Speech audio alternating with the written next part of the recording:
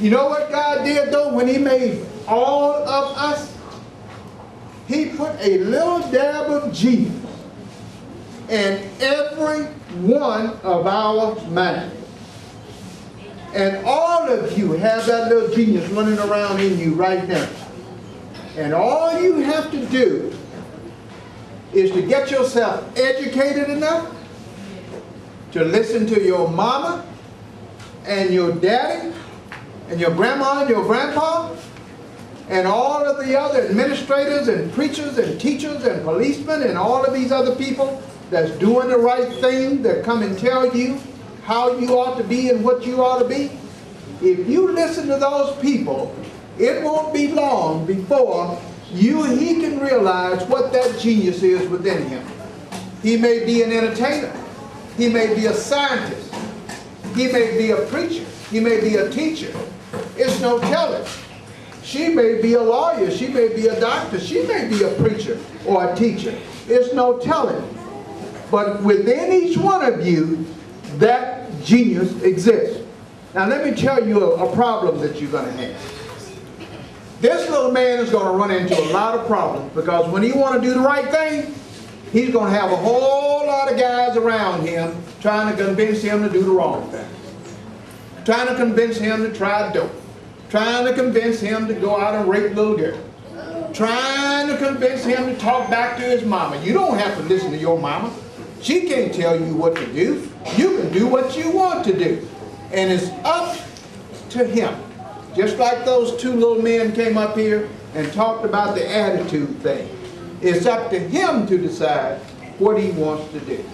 Now, this beautiful little angel right here, I don't care how good she tried to be, there's always going to be somebody around her trying to convince her to do the wrong thing. It's up to her to decide what she wants to be, what she wants to do, what she wants to say, and what she doesn't want to do. Now let me tell you this, and I want you to hear this last thing very, very carefully. You are what you eat, what you drink, what you think, what you say, and what you do. That's all that you are. If you eat potato chips and Coke all day, you're going to end up being a numbskull because you ain't going to be able to learn nothing. You need vegetables, you need milk, you need bread, you need vegetables, you need all of those kinds of things to have a good strong bite. If you go out here and start drinking beer at 13 years old and you don't do nothing but just drink beer every evening, you're going to end up being an alcoholic, and it's going to be hard to be about anything.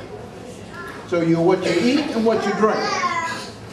If you don't do nothing but think about bad stuff all the time, and if you watch television and always watch people killing each other, shooting people 15 and 20 times, and if you get that intrinsically ingrained in your mind, then you're going to come up with thinking bad stuff all the time. So you've got to think good stuff. You've got to think positive stuff all of the time. And when the bad creep in, you think it as long as you have to, but then you push it out of your mind and you think good. Now, what you say, you got to watch what you say. If your teacher tells you to stop, well then you stop. If you want to question why the teacher told you to stop, go up there and ask, Miss So-and-so and Mr. So-and-so, why did you want me to stop? But when the teacher tells you to stop, don't put your nose in the air and turn your head up and start your neck to working and rap talking back at the teacher. Because you know what? That teacher holds a pen in her hand and she can make or break you with that pen. She can turn an A into an F and mess up your whole life. If a police officer come up to you and say, young man, don't do that. Don't jump back off the police officer and tell the police officer, you ain't my mom and my dad. You can't tell me what to do. That police officer can handcuff you and start to wreck your life from that point and charge you with something like disorderly conduct. You see what I mean? What you say is very significant. Now what you do is the final thing. What you do today, listen to me, you're getting wiggly on me now. Don't get wiggly on me yet, I got 2 more minutes. What you do today is going to confront you 15 years from now. If you're only 12 now, and you do something that's stupid, that's violent, that's criminal, and that is wrong, and that is sinful, well then, 15, 20 years from now, when you go to get a job, it's going to be right there waiting on you. When you try to get in college and law school, it's going to be right there waiting on you.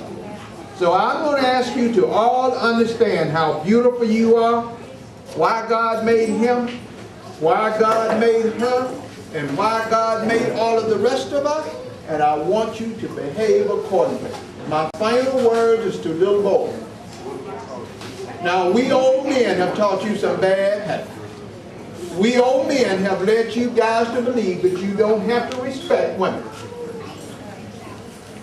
And many of you are running around here fixing your face to call one of God's best works the B word and the H word. And God didn't make no B, and he didn't make any whore. Now, do you understand me? So this is little God. If it wasn't for her and your mama and your grandmama and etc., we wouldn't even be here. So how can you ever fix your mind to think that one of God's best works is less than sacred? I love you and thank you for the opportunity to talk.